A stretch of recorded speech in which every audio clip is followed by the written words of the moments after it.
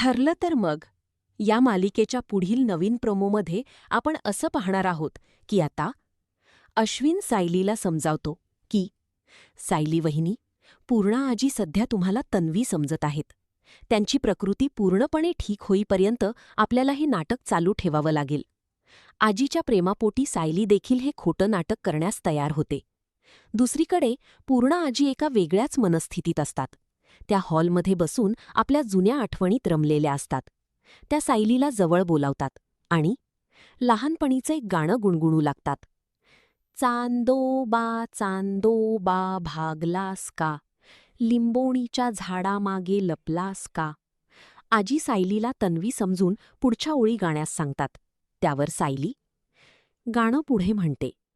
सायली म्हणते, लिंबोणीच्या झाडावर फांदी, मामाच्या वाड्यावर चांदी. सायलीने या ओळी गाताच पूर्णा आजींच्या डोळ्यात चमक येते. त्या आनंदाने म्हणतात, अगं तन्वी, अगदी तसंच.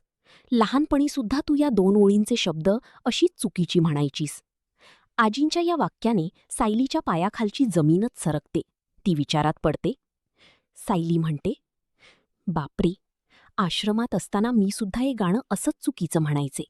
एवढा मोठा योगायोग कसा असू शकतो. सायलीने गायलेल्या त्या चुकीच्या ओळी आणि आजींची आठवण तंतोतंत जुळल्याने तिथे उपस्थित असलेल्या सर्वांनाच मोठा धक्का बसला आहे. आता या योगायोगामुळे सायलीला तीच खरी तन्वी असल्याचं सत्य कळणार का, की पुन्हा एकदा नियती काही वेगळाच खेळ खेळणार. हे पाहणं प्रेक्षकांसाठी नक्कीच उत्सुकतेचं ठरेल. पुढील भागांच्या अधिक अपडेट्ससाठी पाहत रहा ठरलं तर मग. नमस्कार.